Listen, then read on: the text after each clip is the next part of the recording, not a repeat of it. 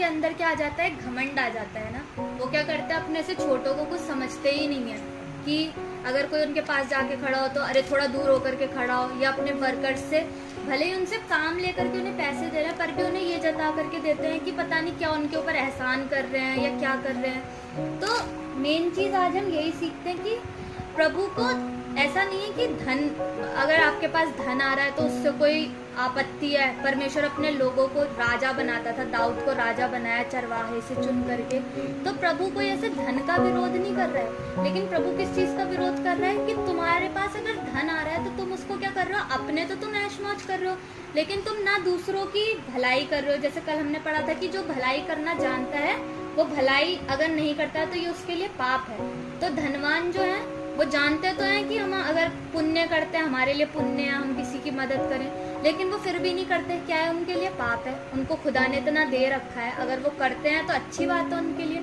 लेकिन वो यहाँ पर परमेश्वर का वचन क्या कहता है कि हे धनवानों सुन तो लो, तुम अपने आने वाले कलेशों पर चिल्ला चिल्ला कर रो, क्योंकि तुम्हारा धन क्या हो गया है, बिगड़ गया, और तुम्हारे वस्त्रों को कीड़े खा गए हैं। तुम्हारे सोने चांदी में काई लग गई है, और वो काई तुम पर गवाही देगी, और आग के समान तुम्हारा मांस खा जाएगी।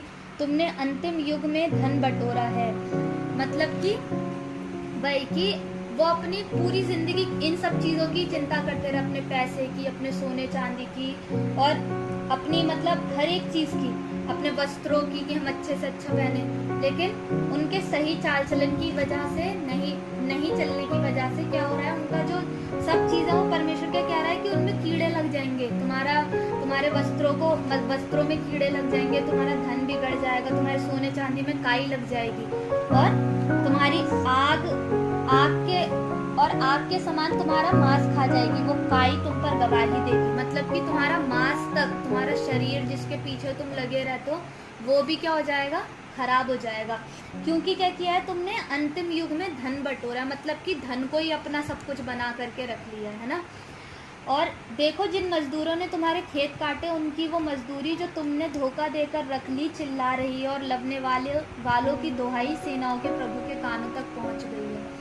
तो मतलब हम कई बार क्या सोचते हैं ना कि यार अगर कुछ मैं ये चीज कि अगर हमारे साथ कुछ बुरा हो जा रहा है तो हमें लगता है कि प्रभु नहीं देख रहा या क्या है ना, हम प्रभु सुन नहीं रहा।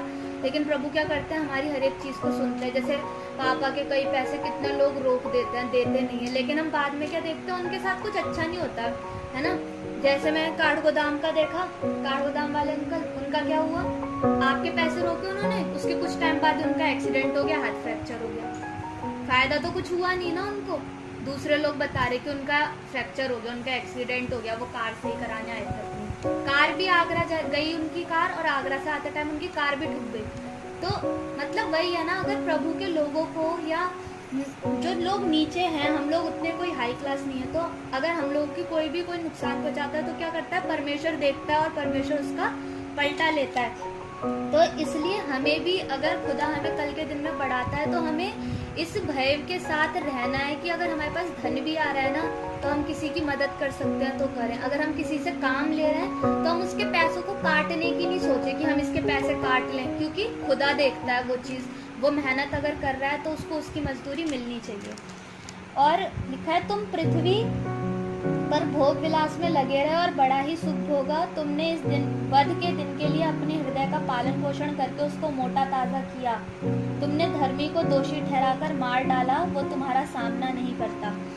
मतलब क्या है कि परमेश्वर कह रहा है कि तुमने जो ये सारे काम किए ना, तुमने अपने लिए ही क्या किया है, मतलब नुकसान किया है। अब तुम मतलब वध होने को तैयार, जैसे ईद के लिए करते हैं ना, बकरे को पूरा खिला पिला के उसे तैयार, वैसे ही कह रहा है कि तुमने खुद से ही कर लिया अपने आप को तैयार कि अब तुम्हारा वध हो, है ना। और तुमने धर्मी को दोषी ठहराकर मार डाला। मतलब अगर तुमने किसी के साथ, तुमने धर्मी को क्या किया, उसको झूठा फंसा दिया और उसे मार डाला, तो वो तो तुम्हारा सामना नहीं करता है, लेकिन तुम्हारा सामना कौन कर रहा है, परमेश्वर कर रहा है। तो हमें इस चीज़ से यही सीखने को मिलता है कि हम चौकस रहें और घमंड नहीं करें कभी भी। अगर प्रभु हमें धनवान बनाता है तो हम घमंड नहीं करें, हम किसी का हक नहीं मारे, और परमेश्वर के साथ साथ चलते रहें। परमेश्वर के कलाम के द्वारा हमें आशीष।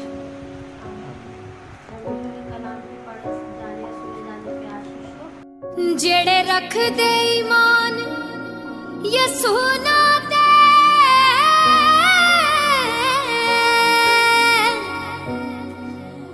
जेड़े रख दे ईमान यसुना ते, ओ बंधना चों खुल जांदे ने, ओ बंधना चों खुल